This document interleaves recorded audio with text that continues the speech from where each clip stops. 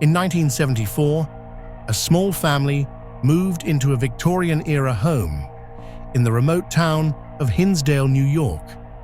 The Dandy family, consisting of Clara, her husband Phil, and their 2 children, hoped the old house would offer them a peaceful life in the countryside. But peace was the last thing they found. From the first day, Clara felt something was off. The house had an eerie atmosphere, with shadows seeming to shift in the corners of her vision. At night, the family heard faint whispers echoing through the walls, though they assumed it was just the house settling. As weeks went by, the activity escalated. One evening, Clara was in the kitchen when she felt a cold hand grip her shoulder. Spinning around, she found no one there.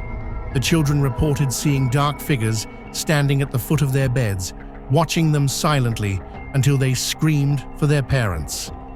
Phil, ever the skeptic, dismissed their fears as overactive imaginations, until the night he saw it himself.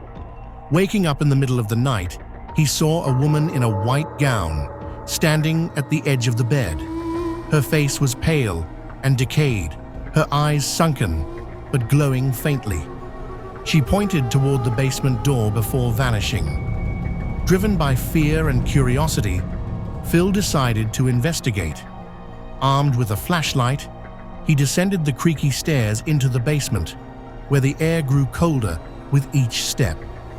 At the far end of the room, he noticed a strange patch of dirt that looked freshly dug. Phil grabbed a shovel and began digging. After a few minutes, he unearthed a small wooden box. Inside, he found a locket containing the photo of a young woman and a faded letter that read, "They silenced me, but I will never rest. I demand justice."